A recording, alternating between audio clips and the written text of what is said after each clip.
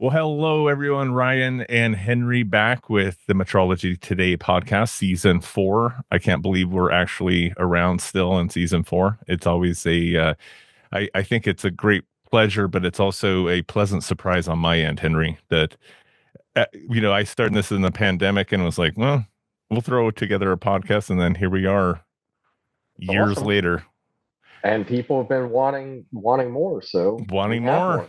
And having we have a requests. special guest for everybody today too. We do. We have Patrick Jester on today, and Patrick just recently announced some interesting changes in his career, and it's going to be exciting to talk about that. Welcome to the show, Patrick. Thank you. I'm so happy to be here. If you don't mind, as tradition has it, our guest usually gives us some sort of intro how you got into the crazy world of metrology. Because if you're anything like me, I knew nothing about it even when I went into the Marine Corps. And I got that job and I was like, okay, this should be interesting. I had no idea what it was. So how'd you get it all involved in all this craziness? I came into it kind of sideways, really. I was I spent 8 years in the United States Army as a Black Hawk crew chief. Uh, Left the military, worked as a Black Hawk technician, airframe and power plant technician for 2 years for Raytheon Aerospace. Left Raytheon. Um, my life was kind of, I'll just be honest, it was a bit of a dumpster fire. And I decided to go and try and find something else, find myself. I was young. I was in my 20s and decided to go drive trucks for a little while, and came back from driving trucks, decided to go back to school and earn an engineering degree. And that's when I found metrology, when my one of my previous employers had an opening for a calibration technician. I said, okay, let me give that a shot. It sounds good. Little did I know that my sister actually worked for that company Oh, when I went to work for them. And then they needed someone with a CDL to haul their mobile laboratory. So that's leveraged me into being an on site mobile technician. And that was my introduction into metrology. And uh, from there, it continued. My interest in the industry continued to grow. I spent about 8 years with that calibration laboratory, growing and learning, and while still going back to school. And at one point, somewhere around 2012, I decided that I thought I was going to want to leave the industry and become a lawyer of all things. And so the reason behind that desire, my wife and I adopted our daughter. And through that process, I began to see a lot of things that I felt needed changing in the foster system. So I thought I would become a children's attorney. I became very passionate about it. And then during that process, I realized that I took it so personal that if I chose to continue down that route and become a children's attorney, I might lose myself to it. yeah. So I kind of changed courses a little bit. Uh, Entered law school in 2014, finished law school in 2018 while working for my current previous employer, GT Michele Company. And upon finishing law school, I realized that I didn't choose metrology. Metrology truly chose me.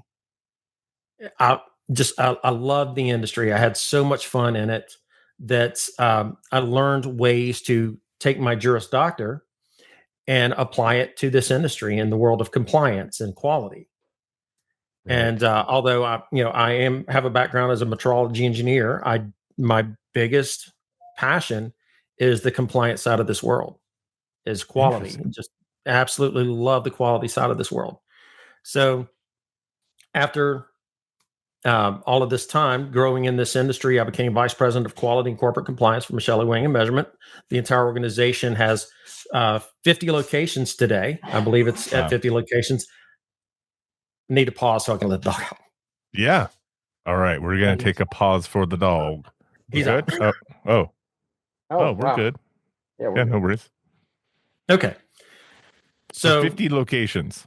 50 so locations. And Michelle's a Patrick did not become a metrology lawyer, which I'm surprised that he did not take that often not discussed route of law. Is that a thing?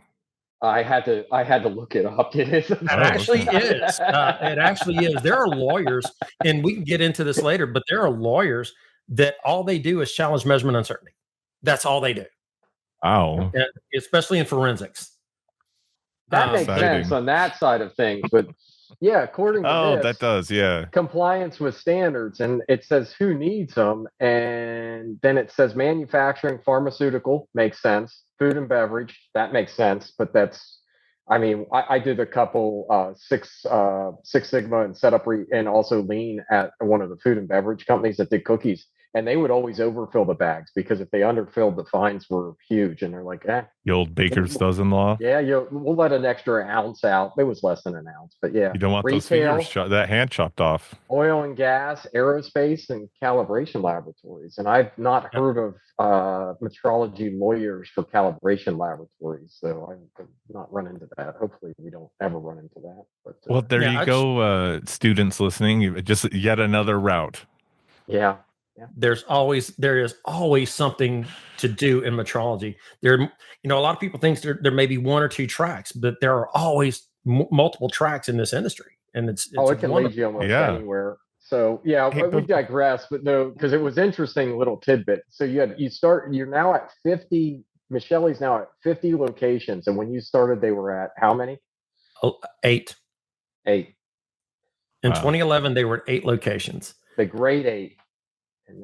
And and each location doing its own thing, just doing something totally different than the main location. So sounds right. Yeah. So building the QMS was a challenge, but it was a challenge worth taking. Again, today, I mean, it went from 8 to 11 to 13 to 24 to 32. Now, right at 50. This year, they're going to grow even more. Right. Just an explosive growth has been amazing for the organization. And, I'm so proud of my part in getting them there. And that being said, the big change in my career has been that as of this year, 2025, I have decided to blaze my own trail, my own path, and became an independent consultant, started my own company. And I'm moving forward in my career on my own, providing training, working as a independent assessor for A2LA and A&AB, and I'm having the best time ever. Just my biggest stressors are going to be airports and smiling too much. If those are my biggest stressors, I'm good. Insert applause, right? I need my soundboard where I can have that. Yeah. Airports are an interesting one because there's been a lot of I don't want to say a lot, but there's been conferences where Patrick had to hop in a car and drive because of airports. Yeah, airlines can be a challenge, should we say? Mm-hmm. But speaking of Michelle, I just do want to say this. They're an amazing company, and they gave me a life, and I still have the utmost respect for everyone there. GT Michelle Jr. The world of the weighing industry stands on his shoulders. He brought the weighing industry to where it is. Just like Henry, your organization, the same thing in force. GT Michelle Jr. has done the same thing. Just over the years, carried this industry, just an icon and one of my absolute greatest heroes. So I just want to make sure that I give plenty of credit and kudos to that organization because I am a lot of who I am is because of the work that I did there. I learned so much there. But I can also say that I brought a lot to them as well. So it was mutual, should we say. Yeah. In 2024, I had a few health issues that came up that really led to my decision. And I needed to cut a lot of the stress that was in my life, and being an executive level leader in a explosive growth organization, needless to say, is very taxing, very stressful, and I'm not getting any younger. And Scott Galloway puts this out. I think we talked about it before. For those that don't know, Scott Galloway is a professor, and he wrote Algebra Happiness, which is one of the things I highly recommend.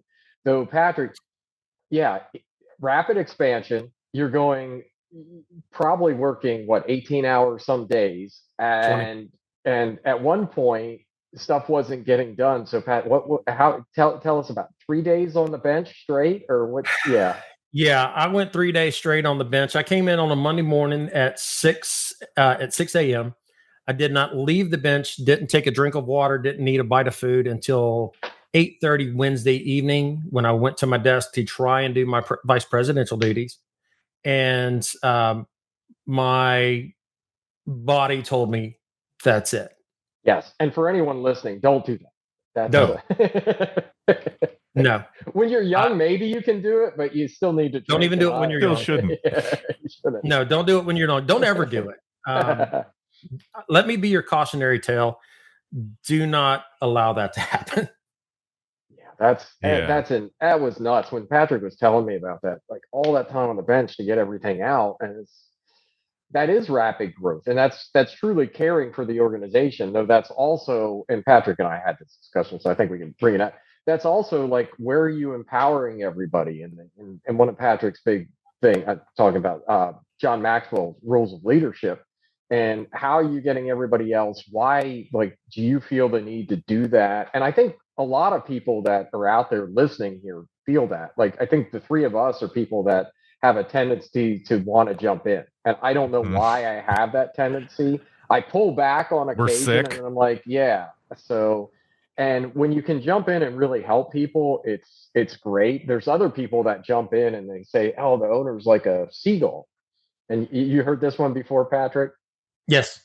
Yeah, so the owner's like a seagull. They come in, or vice president, or whatever. They come in, they shit all over the place and leave the mess for everybody else to clean up. Yeah. Yeah. So you have to like kind of balance that out. Are you going to be there and be helpful and everything else? Helpful for the organization short term to get everything off the bench, but yeah, why aren't other people doing it? And then you get in that rut, like, well, I'm going to do it. I'm gonna lead the way. I'm going to lead the charge, and Yeah. it's a And pretty soon difficult you find situation. and pretty Yeah. soon you find yourself not knowing how to get out of it. So Mhm. what ended up really happening to me is I got lost. Essentially is what happened. I lost myself in this. And imagine, okay, so talking about John Maxwell, in the 21 irrefutable laws of leadership, there's the law of navigation, right? Mhm. A navigator sees more further and before others do. Mm. And that has been my trait. I'm a navigator. I see more further and before others do, and I get a lot of things done very fast. And so imagine feeling like you're inside of a ping pong ball. And you can't, all you see is white. You don't know up, down, left, right. Your gyro's gone. You cannot navigate that way. And that is a very bad place for a navigator to be. So Mhm. that's where I ended up when I finally made this decision. That's where I was. I felt inside of a ping pong ball. I was lost and could not navigate for the organization. I believed, then, and I know now that the best thing I could do was to prepare the organization for my departure as best I could, hand it off to someone who could lead it, and walk away. Yeah. And I can navigate now. I know exactly where my organization, Blackthorn Consulting Group, is going. I know where I want to take it, and it's already going in that direction. And guys, I'm having the most fun I've ever had in my life. That's Really, awesome. and Mhm. I'm just short into this, just barely into it, and I've already had more fun in just a couple of weeks than I've had in years. Um, It's I'm exhilarating. I'm excited. I'm energized, and my wife is just beside herself, happy that I'm this happy, and she's seeing the results. So if mom is happy, hey, we're all going to be happy, right? Right? Well, there's another great book for anybody manager, 1 Minute Manager. I always talk Great about book. that book, but there's certain people that will not say no to things, right? And Mhm. Patrick, you're one of them with that. With when we talked, right? It's just you just take it all, and then you're the one that sees Hey, what'd you do this weekend? Well, I worked on the bench for, all weekend. And, oh, what'd you do? Oh, I went to my niece's party. I did this. We went bowling. We did this, so yeah, they're doing everything, living their life. I shot 18 rounds or whatever people were doing. So, but Right. To give you a little insight into my company now that I've started this company, Yeah, Blackthorn the future. Consulting Group. Blackthorn Consulting Group is that I am a solo independent consultant. I am a Louisiana registered S corporation, and I am providing training solutions for companies that need to train their technicians on how to use their measurement tools, their multimeters, their calipers, their mics. I've purchased my own tools to train with, my own training aids, so I have that together. I've developed curriculum to do this, and I'm also assessing for two accrediting bodies. I've already mentioned them: A2LA and ANAB, and I am. And I may talk about this later. I've got the assessing bug. I love doing it. That is some of the most fun things I've ever done in my life, and rewarding. But to give you a little background on the name of my company, because people ask me this all the time: why don't you name it Jester Consulting or Patrick Jester Consulting or something with your name in it? Well, behind me you'll see a picture that has John Wayne, the man, the myth, the legend, mm-hmm. Yeah. and so I am a huge, huge John Wayne fan, along with Star Wars and Star Trek. Henry knows that very well. Mm-hmm. But I'm Okay. a massive John Wayne fan. And one of my favorite movies of his is called Rio Lobo. And in Rio Lobo, John Wayne's character comes from a town called Blackthorn, Texas. I have always loved the name Blackthorn, Texas. I knew one way or another, John Wayne was going to influence my company, whether it be his integrity, his beliefs, his walk. So I chose Blackthorn Consulting Group to be the name of my company. Nice. Just a little interesting tidbit about how that came about. And it sounds cool. It does Well, sound thank you. I cool. appreciate And that. Jester's probably, we know Jester's pretty tight too. yeah. Yeah. Okay. So going back yeah. to you live through Top Gun coming out. Yeah. Yeehaw! Jester's dead. Oh. That Yeah, but he was that tell me my because he age. was that good. You wanted to beat him. I think there's something good about that though. That's And okay. that I'll take that. I'll take that. Michael Ironside playing. Yep. He Really, played really him, good so, actor. Yes. Yeah, and the Top Gun. You just want to quote John Wayne as much as you can. So Always. that's all. Always. Yeah. So that's where Blackthorn came from, and it was birthed out of a desire and passion to do something more, and hence here I am stepping out on my own, and doing new things and seeking out new clients, and I'm doing a lot of writing as well. I've posted several articles to LinkedIn over the last couple of days. I've decided I need to slow those down so that I'm not overwhelming, with content. Yeah, But finding the pacing is sometimes challenging. Yeah, when you get super passionate and you start putting out a lot, and then you realize, oh, I'm putting out too much. No one's reading it because it's coming out too frequently. So I'm going to taper back on those a little bit and just put them out with better frequency so they can be anticipated when they're coming. And now, I don't know. I don't think you mentioned it, but are you able to help labs get accredited? I get questions that people ask us that all the time, and we don't do that at the school. Like that's a kind of against the education side. So, do you do that? I'm so happy you asked that question. Yes, I do. I will consult laboratories. One thing to keep in mind, anyone listening who would like to hire me for that, I will not be able to be your assessor for 2 years between the last date that I provide consulting services.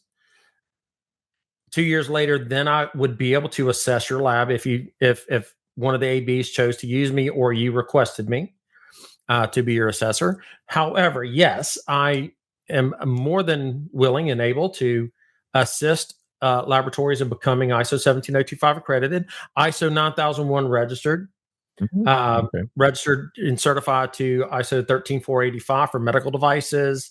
When the ISO 10012 standard comes out, that's going to be one of the areas I specialize in as well.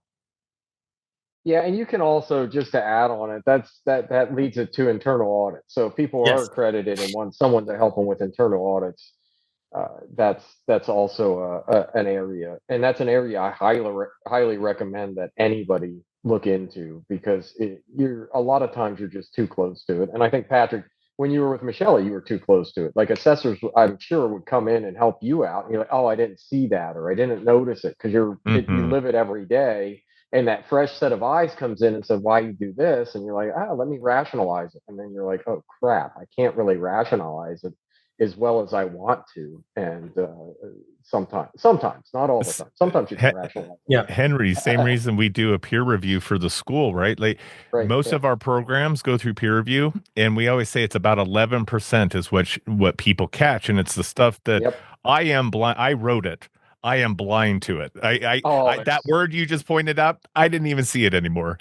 right. Yeah. Yeah. We just released the decision rules version 1.3, Mm. and I found a mistake in there, and I think 50 people read it, and it was just a math error. Look, it was in the graph, or not the graph. It was in the image. It was 95%, and we were talking about 95.45. So when I saw it, I'm sitting there like, how did we not catch this? There it I is. got the first Patrick edition. has it. Yeah, so if you look at the first edition before version 1.3, that errors in there. It talks about 95.45, but the guard bands are all set and the acceptance limits are all set at 95% for specific risks. So, like, how in the world did they not? And then no one saw it. So, Well, and again, it goes into the more you read it and other people read it, they'll catch things that your eyes didn't catch. yep. I read the second, third, and fourth edition of books that I've read before. When they come out with the expanded edition, I'll find where things that were that I noticed in the first or second edition, when it comes out, is corrected in the third. It's just, Yep. that's all Yep. a part of it. It's the same thing with assessing your laboratory or your business. The more you peel back your onion and you're looking and sampling, you find more every time you look at it. Yep. This is So, why the consulting, the internal audits, all of this stuff that we're talking about that you're doing is good stuff. And it's rewarding because you're helping the labs. yes, Typically, when someone pays you to come in and do an internal audit, they want help. When someone pays you to come in and help them get accredited, they want help. When you're assessing, right, Patrick, you can teeter this. It's assessing is really cool. We've had a lot of great assessors that have helped us and go to dinner and all that, but not every assessment's the same. There's some people that just don't want you there, right? And I don't that know if is you've absolutely true. yeah, and I don't know if you experienced that. So the assessment, you can walk in and it can go either way. I think a lot of people in this industry are cool. Like, I love this industry in general. I love and hate it in general. So love the people. I hate what we do with things, though. We confuse things galore, because it used to be a deficiency. Now, Patrick, now we all have to say nonconformance, right? Before when we were chatting earlier before we started Yeah. this episode, we were talking about that, and I'm like, yeah, one more thing. Like, we're also used to saying deficiency, and now Patrick's out there assessing, so now he's got to switch to nonconformance. It doesn't seem like the biggest deal, though. If we keep adding these up, like TUR becomes measurement capability index, and we keep adding and stacking different words that, you have 3 or 4 words that mean the same thing, it gets awfully confusing really quickly. I really wish we would stop fixing what's not broke. Yeah. Deficiency, if we're going to play semantics and just change it to nonconformity, uh, you know, and for me, I've decided, actually just now, I've decided that I thought about the deficiency report. It's called a deficiency report until it's changed to nonconformance report or nonconformity report or whatever it's going to be called that Yeah. takes deficiency out. I'm going to keep with deficiency. It's just ingrained. It's in who I am. I've been saying that for 14 years. I really don't want to change it. Well, this is where Metrology gets weird too, because we don't align with industry. Like, okay, so if a part is non-conforming, do we say that in our decision rules? No, we're talking about the probability of false accept and the probability of false reject False and all. reject. Yeah. Yeah, we're not saying conforming, non-conforming, but most of the world in manufacturing and stuff, they just say conforming and non-conforming. It's super freaking simple. Why do we have to add and relabel and put all these words out there? I don't know. Somebody's going to give an answer and say, well, back in 19, it got confused with this or that. And yeah, so whatever. Though people that do read a lot of this stuff, it gets confusing. If you don't know it, getting to know it, you need help. It's very difficult to just go, hey, go read 100 documents and grasp this, and until somebody like Right. Patrick comes in and says, this is what it means. This is the application of it. Because Yeah. you give a document, you give one of these documents to 100 people, they're probably going to interpret it a bit different. You're not going to have, everybody just doing the same thing. ASTM standards are all like that. How many people we've helped along the way, and I'm sure you've done too now, Patrick, because it's just, Yeah. they're not written. I have yet to see, besides UCAS M3003, which is written really well, I've yet to see like some of these documents. Either they go too highbrow to the NMI type level where you have to be a statistician, or they go to the point where it's just too confusing. And that's in the Marine Corps, we called that nuking it, right? Nuking it. They're trying to nuclear science it. They're trying to make it so complicated and cover everything in such Oh yeah. terms. Eric Johansson of JJ Calibration gave me this term. It's too gummy, right? Too gummy. It reads like the gum, right? Yeah. So Right. it's too gummy. So when they're going to the ASTM standards, one of the standards that I teach, which I'll be teaching, I'm the shameless plug here. I'll be teaching the calibration of laboratory balances to ASTM E898 in Huntsville at the NCSLI Technical Exchange. What are the dates, Henry? It's That's end of January. January. Yeah. This end of January. Last couple of days of January.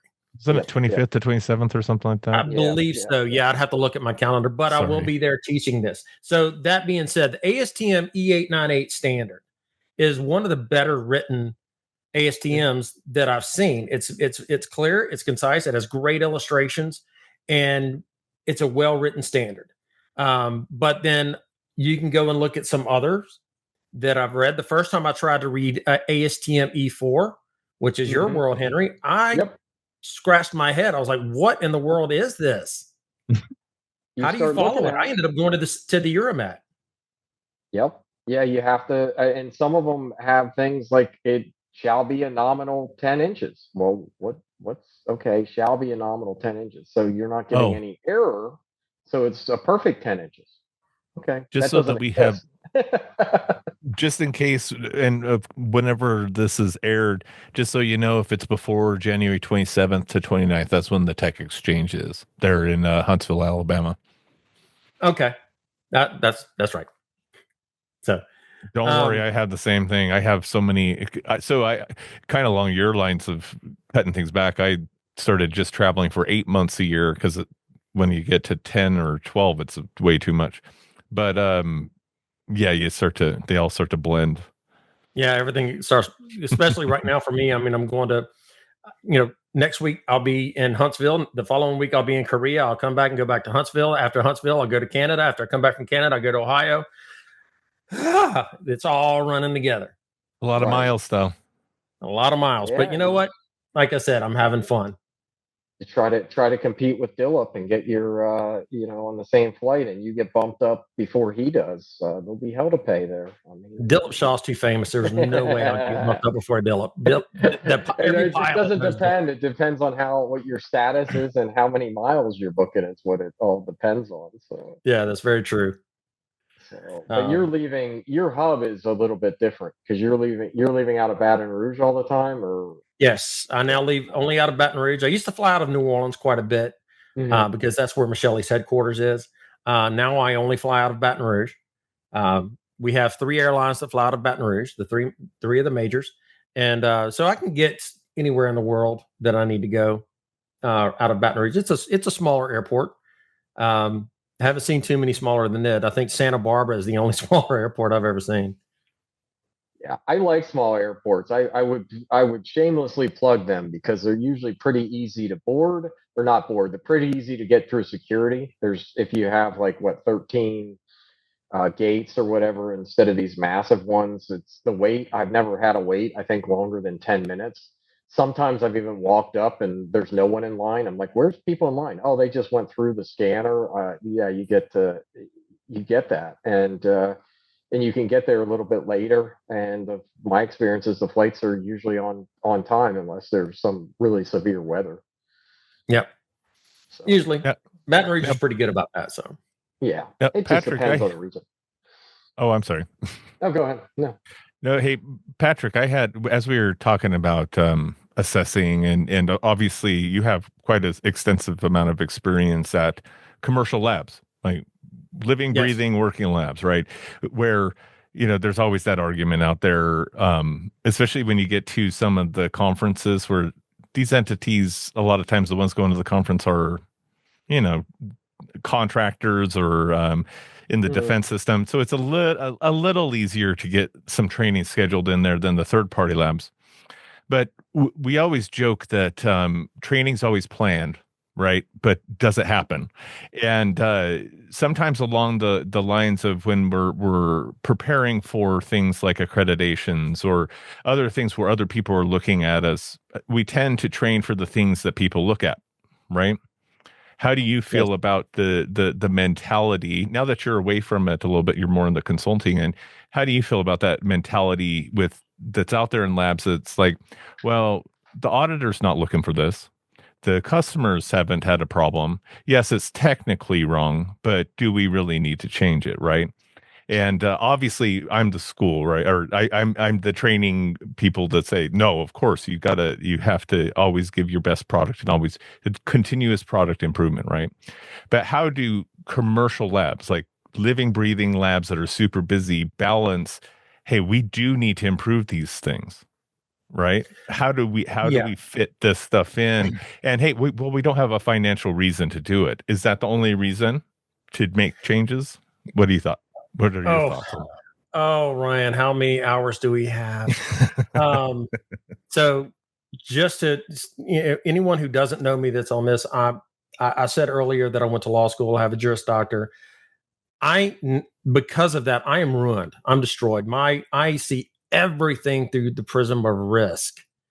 So when I'm looking at companies that look at training as just checking the box of a requirement, or as or in extreme cases looking at training as a burden or as just too not worth it because it's too expensive to train. We need to be making money and sending our people out there. We'll just train them on the job. Well, the problem with there's not necessarily a problem with OJT when it's done properly.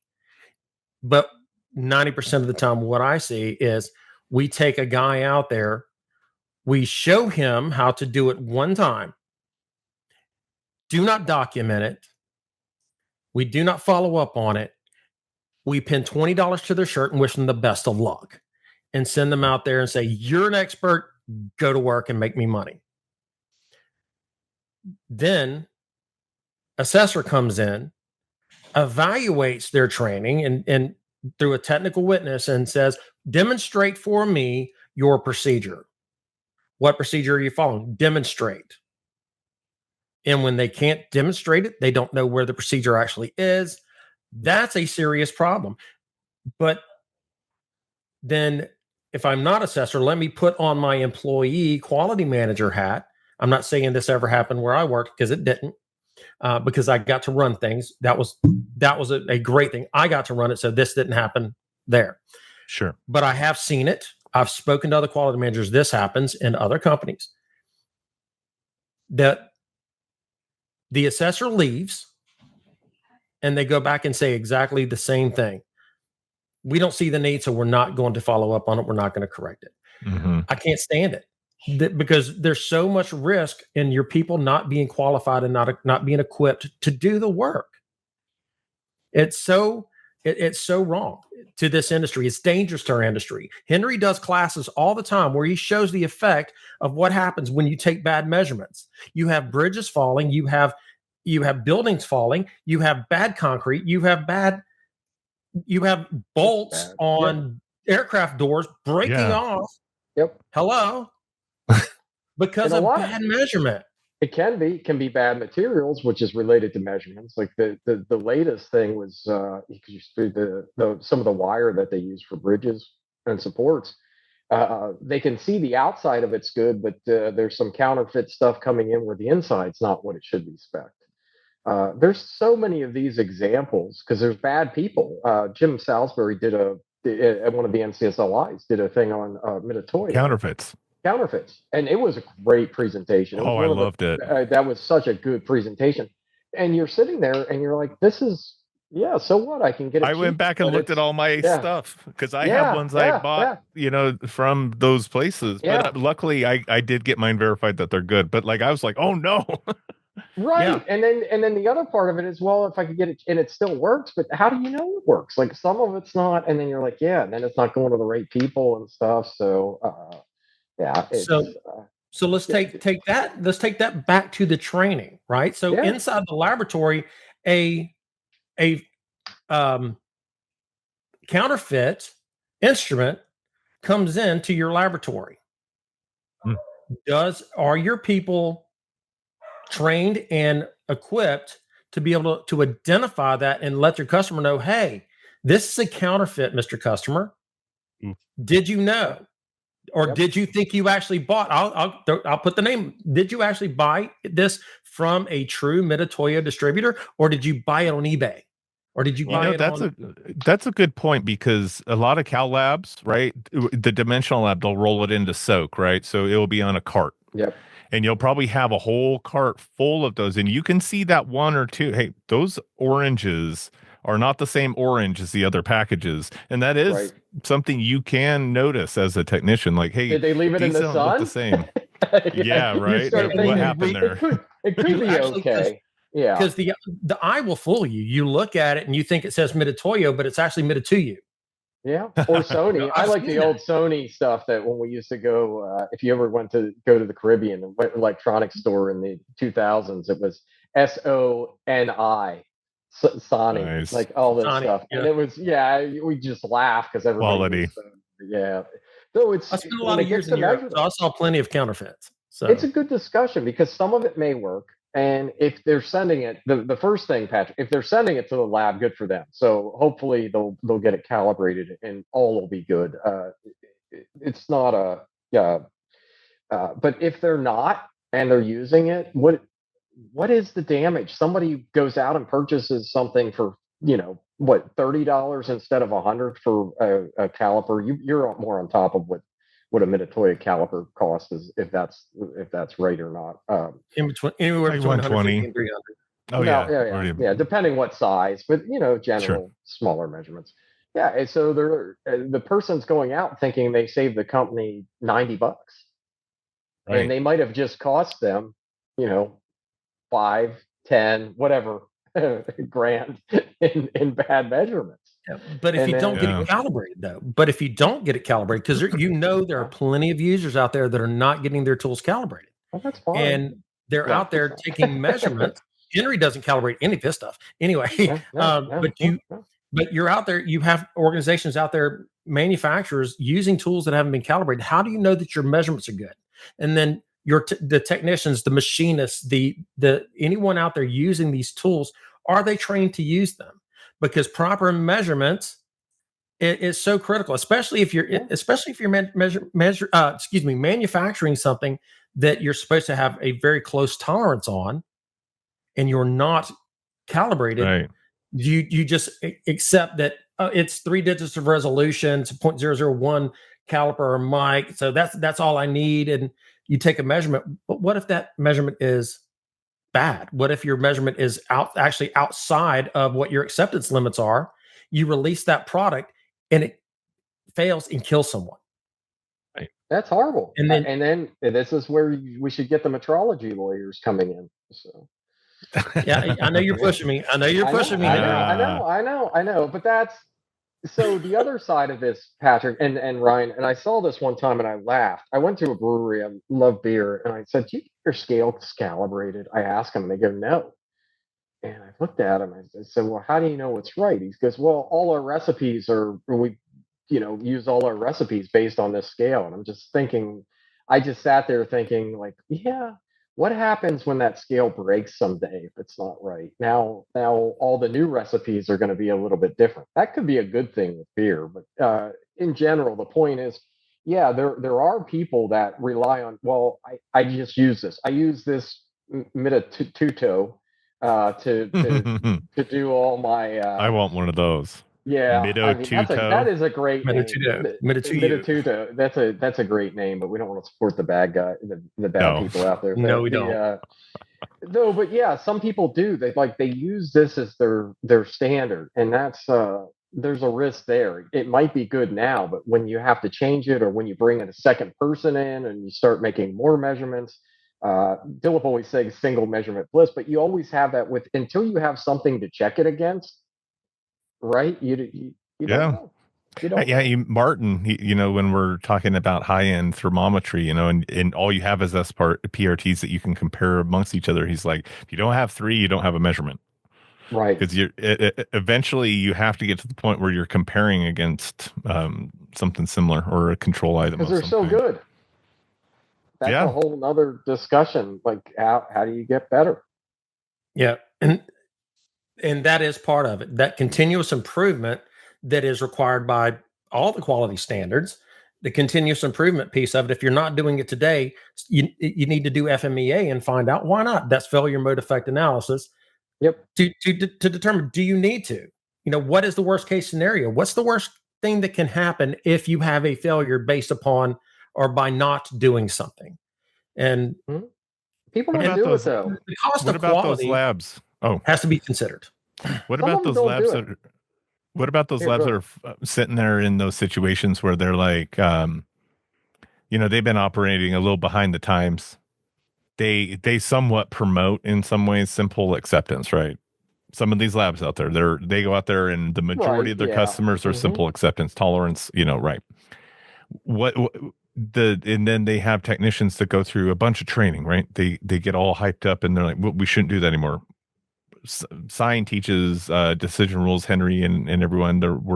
We should talk to the customer, and then Big Boss Man's like, no, we're not going to do that. Why? There's no customer need right now for that. No one's asking for this. Why are we doing this? It's extra work, all this stuff. It doesn't have to. I guess my point is, doesn't have to always be necessarily training, but there's a lot of decisions that come up inside a Cal Lab on how to proceed. Right? What's the future, Patrick? Right? What direction are we going? Well, we don't have a financial need to make these changes, even if they're right. That's the part that really drives me nuts. It doesn't even have to be tied to sign. Anything where it's like, oh, this is something we should be doing, boss man. No, it doesn't make any money for us, but it's a better Yeah. product for the customer. Whatever. Well, think about it like this. I saw a beautiful analysis of quality, of how quality is viewed. Right, the quality isn't everything. So, but the budget for quality is normally pennies in a jar until the Hmm. fit hits the shan, Yep. and then it becomes quarters in a jar, not dollars, but quarters. They know the cost of quality is never thought about it, and it's not Right. just in calibration; it's in every industry. It's everywhere, and it's Mm-hmm. always yeah. You think you're buying this. It seems good enough.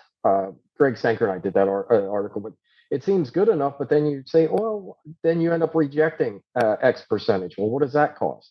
And some people just don't think about things that way. They don't think about a person's time, right? If I have better equipment, it saves me 15 minutes a day. And someone say, well, that's 50 grand to save 15 minutes a day, but multiply that by, 10, 15 years, depending on what the equipment Yeah. is, because there's manufacturers that obsolete things rather quickly. So, I mean, it's like solar in some extent, bad analogy maybe, but if you've ever done the calculations on will solar panels pay for themselves and the amount that the electricity you use versus putting them on your roof, and it's a long payback sometimes Yeah. on some of those things, and sometimes ROI, right? maybe, and sometimes maybe for the company it's not worth it, right? On that, okay, I'm going to save someone 15 minutes, and we are thinking about this. A lot of people think about it very black and white, and that's the problem I think that we're saying. But okay, so if you're saving someone 15 minutes, is that going to make them more engaged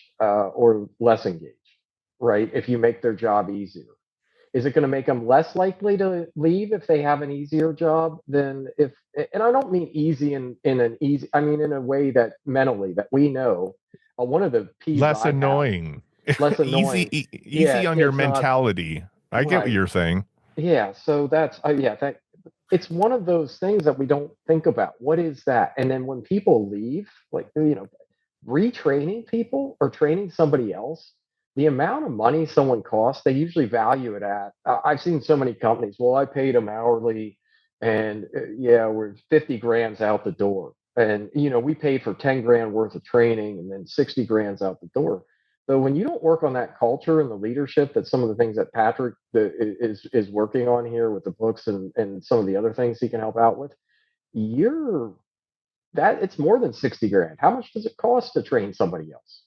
It's From day huge. I one, mean, it's huge.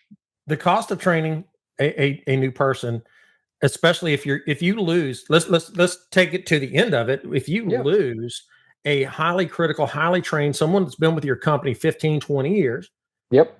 if you lose them because they lose faith that you have their best interests at heart, that they are making a difference in your organization, that they're being heard,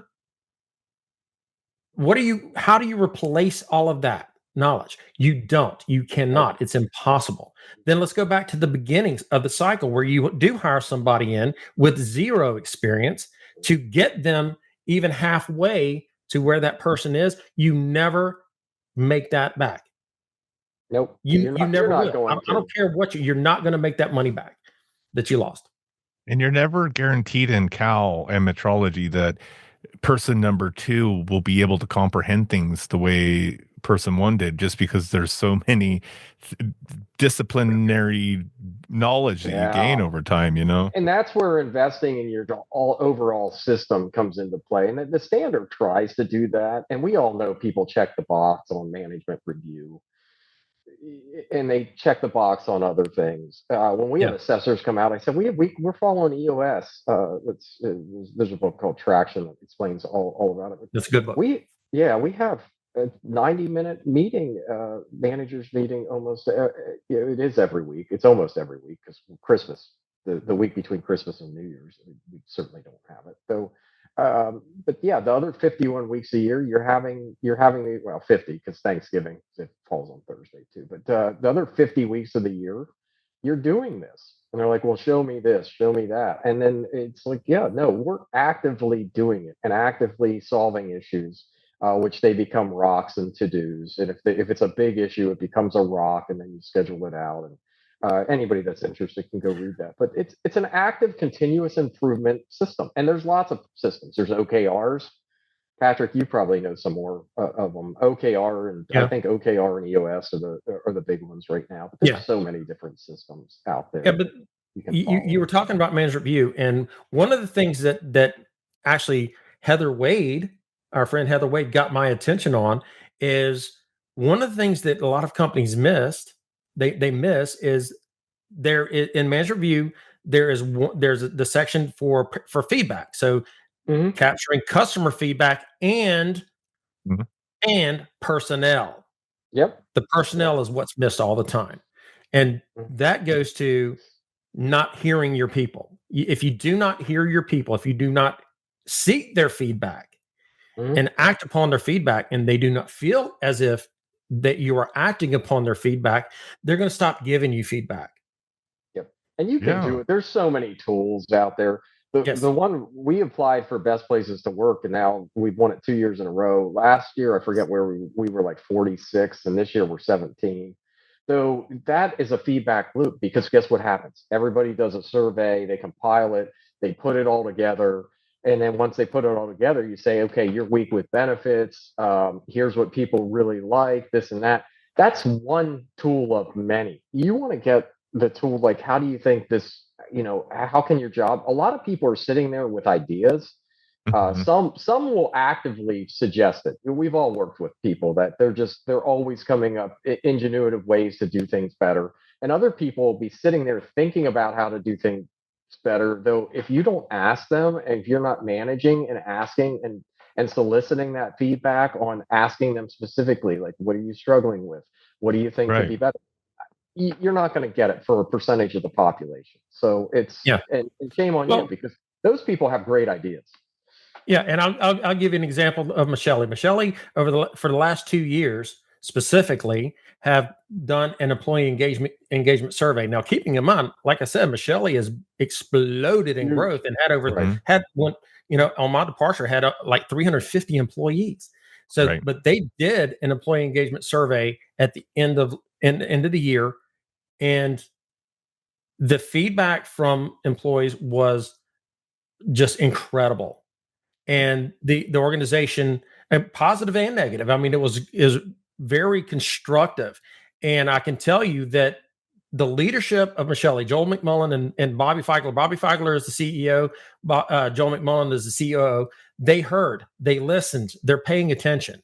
They really are. And they are making changes based upon that feedback that they got from their customers. If or not their customers, their internal customers, that's their Right. personnel. Sure. And so they are acting on that very, very aggressively to make sure that personnel are heard.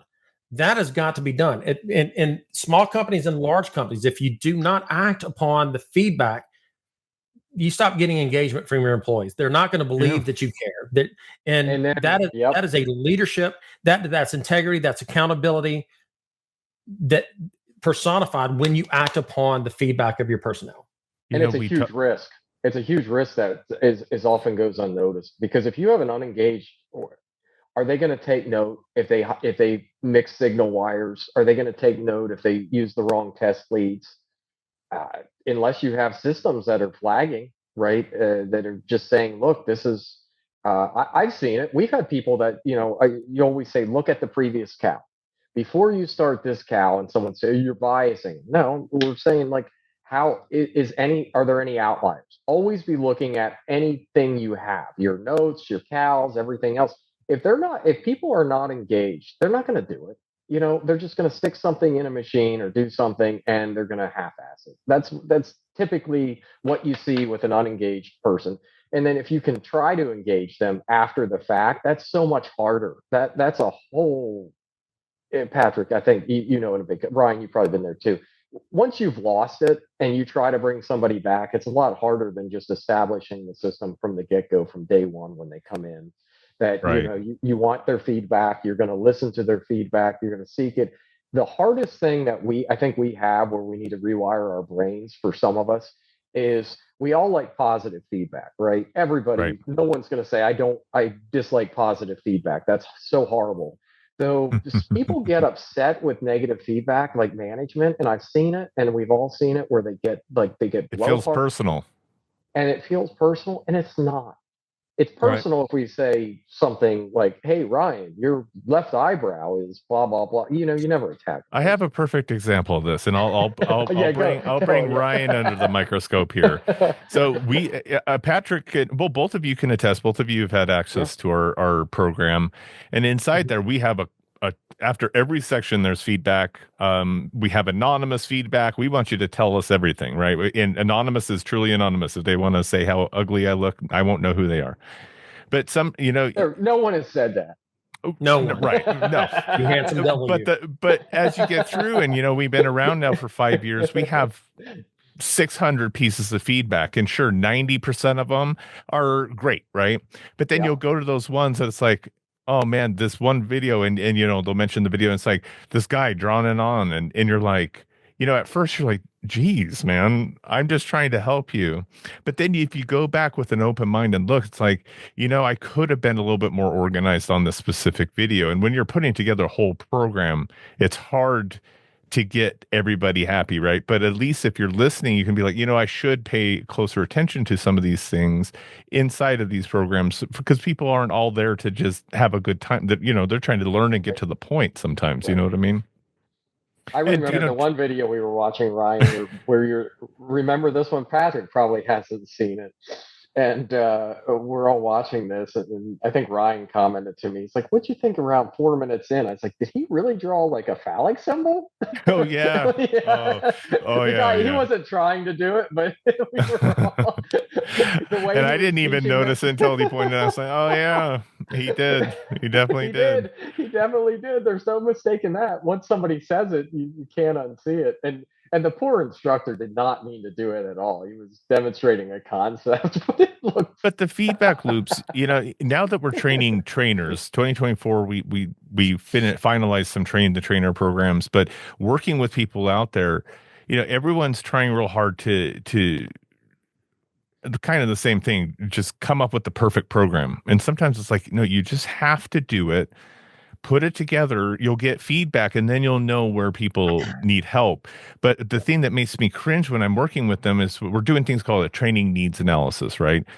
Um, Trying to break down into whatever chunk, what are the needs of this section, what are the needs of this place, or whatever, and they'll just go and ask a manager and let that be it. And it's like, no, you need to go talk to the people that are doing the job and ask them where their bumps in the roads are, not just the manager, because the manager's not going to know everything that's wrong, right? A lot of times, and some people right now are screaming at us, talking, saying the managers know nothing about what's going on, right? Correct. So there are those situations sometimes where you have to go out and sometimes see people do things. You have to maybe surveys or whatever you have to go through, interviews, whatever. But try and find those friction points. One of the things that I took from a television series called Undercover Boss is managers need to get out there. Yep. Yeah. Right. Managers need to get out. Small company, big company, you need to go out and be with your people. If you are inside of a vacuum and you do not know what's going on with your people and you're not engaging them and asking them, hey, what's going on, not just in your professional life, but in your personal life. I know that we try to keep our personal and professional lives separate, but if you are the leader, you're leading an organization and you do not know that something serious is going on with one of your people. They may have a health problem they're trying to conceal. They have something going on at home. They're not going to come in focused. If you expect them to come in and just be machines and turn off their human life, you're kidding yourselves.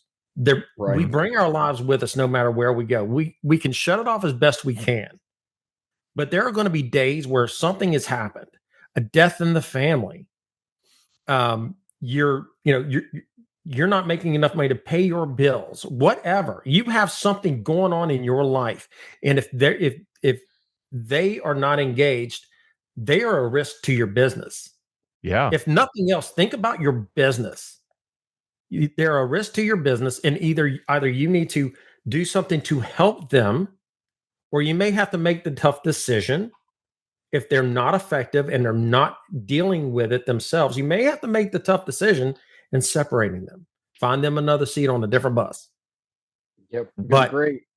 But you have to, yeah, exactly. Good to great. Well, we're a job of high liabilities, right? I mean, you can't escape that. You can't escape. You're this person you're talking about, Patrick, this theoretical person. You're also oftentimes sending them into someone else's facility, and they're relying on what you're sending them. They don't have choice. They're just like, oh, this person showed up this time. You know what I mean? Well, that's where good culture comes into place, though. This is like the managers, the people, everybody knows, like Patrick, you're saying, people know what's going on with somebody, and you have the discussion. Are they okay or not okay? And if they're not okay, you need to. Good companies will work with them till they are okay. Because again, that's someone that's leaving your facility. There's other things that happen that people double down on that we didn't talk. When you hire the wrong person and people just they have this mentality that we're going to work, we're going to make it work. Like they could have the greatest attitude ever, and everybody can love them in the company. Though if they can't do the job, they can't do the job. It's not fair to, eventually it becomes unfair to everybody else. They see through it. But yeah, there are very likable people out there that cannot do the job. And they're also they're people that are unlikable that can do the job. And that's for the culture and management and everybody else to decide what the mesh is. I mean, if it doesn't, the people that can do the job that are unlikable, if that's weighing down the rest of the company, they're not a good fit. If you can lock them in their own R&D room, put them in the electronics lab or something. Yeah, the dimensional lab. Put them in there, put them behind the stacks. But the RF lab. another shameless plug for a book that I have coming in 2024 is that it's called 2024. We recorded this 2025. Excuse me, 2025. This year is coming 2025, current year. Okay, you can edit that out. So, in a book that I have coming, and Henry, you've heard me speak on the core values of leadership. Yep, The book is actually been now titled "Pillars of Command: A Treatise on the Core Values of Leadership."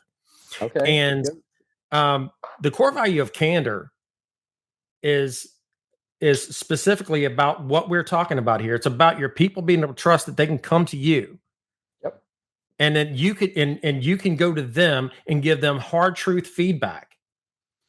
Your people that are counting on you, that you're leading, need to know that they can come to you and give you feedback, and that you're going to give honest, true, hard feedback to them that will better their lives.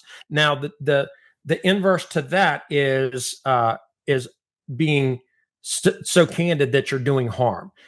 Candor means that our words may hurt, but they should never do harm. Mm. The words that we should never do harm to the people we are leading by telling them you suck or anything. Right. Never like attack the person. Who wrote this procedure? Exactly. It sucks. No, you suck as a technician. Well, there's a book by Kim Scott called Radical Candor, and we read that as a team. It's a very, very good book. Though in that book, Patrick, she talks about there's and I forget the four criteria, but I'll tell you the nicest way to give feedback is Patrick's flies down. All right, this is a silly situation. We all see Patrick's flies down. I go up to Patrick. Those that are watching the video, you can see that it's not. We're only seeing our heads, so it could be. But yeah, they don't know that. So I go up to Patrick and I say, "Hey, Patrick, hey, I've had this situation happen before. Just wanted to let you know your flies down, right? Like all silent and everything else." That's the best way to give feedback. But the second best way is, according to Kim Scott, is to say in this discussion, "Hey, Patrick, just want to let you know your flies down." Where Ryan hears and everybody else hears. That is much better than not telling you, is her argument.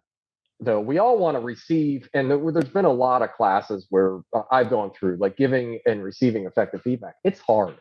It is really hard when you're wrapped up in the situation. Like, yes. Emotions are going through. A customer's just called, their stuff's not right, this and that. You're investigating it, and you find out that it's likely somebody, and you go and you're like, all right, what do we need? You got to look at this objectively. We've retrained 3 times, the system's not working. You can get yourself all worked up, like to think that it is, the person, and that's where you have to be very careful not to attack at all, right? And there are managers that will attack people. They will call them stupid. They will do this, but you never ever want to do that. You really want to go to them and say, look, this has happened 3 times. It's been retrained. Something's not going on here, right? Can we go over it? Can you help me out? Like, let's go about it. Is anything going on in your life? Is there all this, maybe you get somewhere, maybe you don't. And I still have not mastered that at all. That is a hard thing. It's a very hard thing to master. But one of the things that we have to, that has to be understood is what we've already been talking about, is that our people have to be able to trust us. So our people need to trust that they can come to us, period. They have to trust us, number one. Building that trust between us and our personnel, the people that we are leading, is vital. It's absolutely crucial, because the more that they trust who they are dealing. John Maxwell's book, The 5 Levels of Leadership, that position level, people will follow you only so long for your position. So you're the manager. They'll follow you when they first come to the company because you're their manager. But at some point you have to earn their permission, that level 2, that permission to lead them. If you do not earn that, you haven't mastered level 1. It's I'm the boss, you will follow me. No, they need to be able to follow you. Bad attitude. Those people are usually the I people, right? I, me, you will do what I say. Yeah. And then you have to get to that 3rd level. And when you get to that third level is people will follow you because of what you do for the organization. I believe that's it. It's there's 3 and 4. I get backwards sometimes. What you do for the organization, and level 5, what you do for them. It's what you have done for me. How you have given to them, and how you are able to empower them to do their jobs, and then what you do for the organization to make the organization better. Those two you get to, but then there's that 5th level that I only know 1 or 2 people that I consider that level 5, that pinnacle. They follow you because of who you are and what you represent. It's That is rare. that is so rare. I only Maxwell know has 1 it. or 2 people. Jim Collins talks about it. The 5th level of leadership. These are these are the studs, or studettes, or however we want to say. They are leaders of huge companies. They usually become leaders of huge companies, and Yeah, they change the world. And some of them change the world. And yeah, it's some of very, them very, just do it through, as I was talking earlier, I did look it up. The radical candor is the way you want to go. That because that's based on caring personally about others, and it's being honest and humble at the same time, and that's what's difficult. And then we have managers that are, and you have people that are just obnoxious, and yet that's much Yeah. better than just being silent. yeah. Like if you, There are times the person, even in training, the trainee has responsibilities as well. You can't carry everything yourself.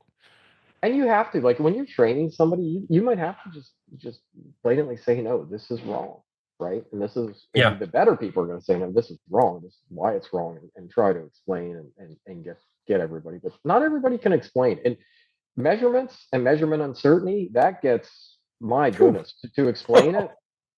Oh my, I'm not Hmm. even going to try to teach that. I'm not going to try to teach measurement uncertainty. it's It's just difficult. not an area that I can teach. It's difficult.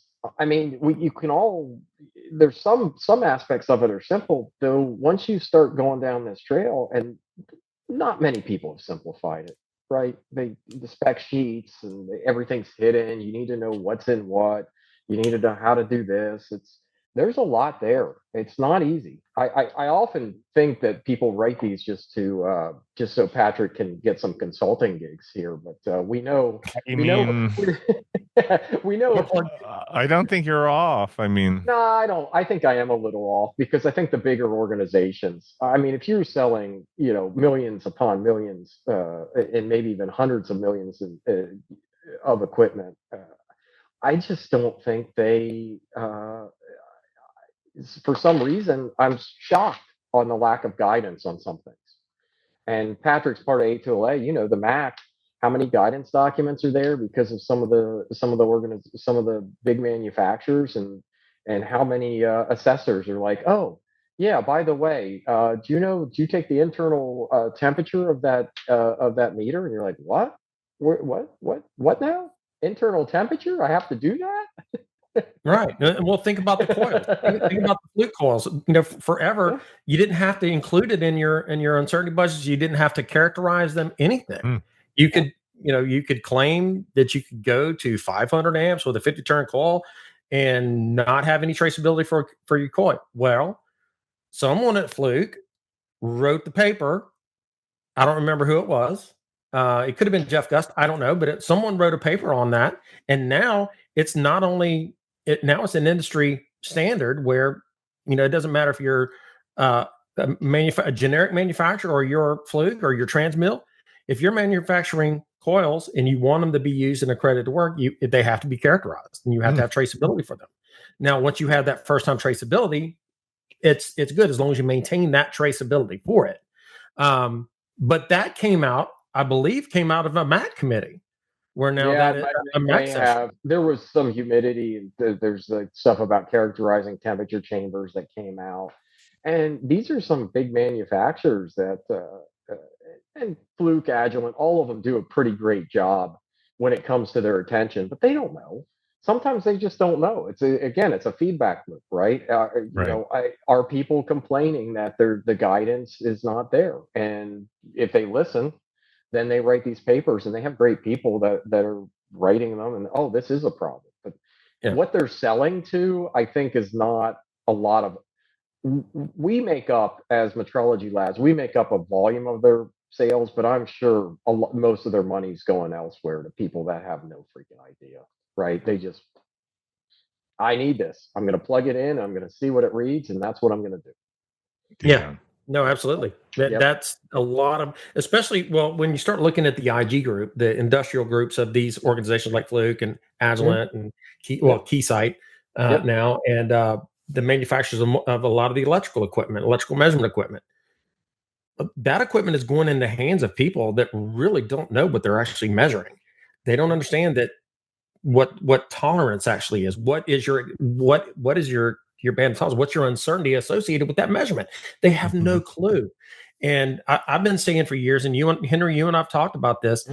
You know, it's really should be up to the calibration labs trying to educate their customers on the why and what's going into your measurement. But unfortunately, calibration labs either don't have time or the desire. Some of them don't know to go into that. And some of them, you're right, do not know. I mean, yeah, it's and when you and I had this conversation, Henry, about the need for that level of training out there, you got my attention. And that is why I'm now doing this. I'm actually going on my first trip Sunday to provide a week-long training on the use and care of measurement and test equipment. That's awesome. I'm not going to say who, but it's a very, very large federal customer. Yeah, and they don't know. And now they're going to know more. And now they're going to know more, and hopefully they implement everything. I mean, I had to laugh. Someone said my capacitor was bad in my AC unit, and I'm like looking at what they're measuring with, and that's one of the perfect examples, right? Those guys, there's no way they know what the specs and everything of them are. And I'm looking at the meter, and it wasn't a fluke. Is it really bad? Should I pull mine out? Well, it's not working. Let them fix it. I felt bad at that time. I was like, well, it's not working. Yeah, well, generally with HVAC capacitors, when they blow, they just blow. They just blow. Yeah. This one was super low, and I'm like, yeah. I looked at who made the capacitor, and he was going to put a much better one in. So I'm like, it's going to go anyway. So, but I was like kicking myself. Like, was it really bad or was it not bad? And but that's because you're a measurement scientist. I love you're a measurement scientist, Henry. I know, but I just let him do it. It's just like I watch my electrician make measurements all the time.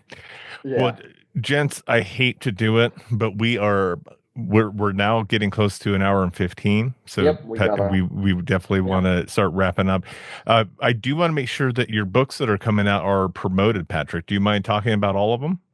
Absolutely. I have 3 books coming. I've already named the first one. It's Pillars of Command, a treatise on the core values of leadership. It dives into into leadership, the core values that are inherent in all leaders, that I believe are inherent in all leaders.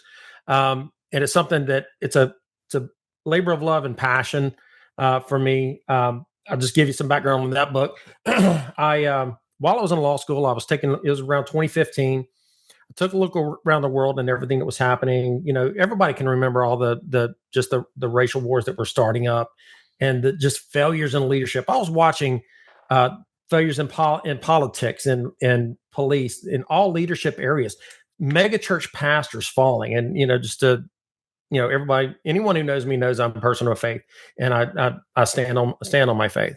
Watching mega church pastors fall. I was watching political teachers, principals fail and losing their jobs. And I was perplexed by it, trying to figure out why this was going on.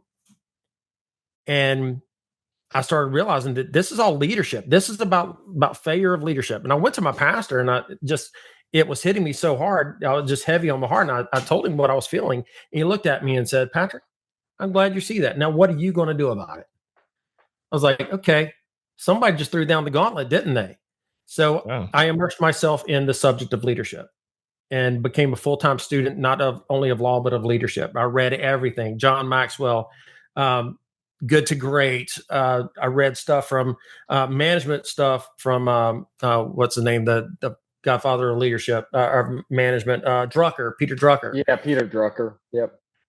Read some of Henry's work, because it's metrology, and Henry's one of my heroes. Yes, Henry Zumrin, you are one of my heroes, my friend. Fine, and I've got a library of just all kinds of books here. from Justice Scalia all the way to John Maxwell and Henry Zumbern. So we and it developed into core values of leadership. And I gave a presentation at A2LA Con the first time on that, and it was received very well. And I just continued to develop it, and now it's become a book. Very nice. That's so. Awesome.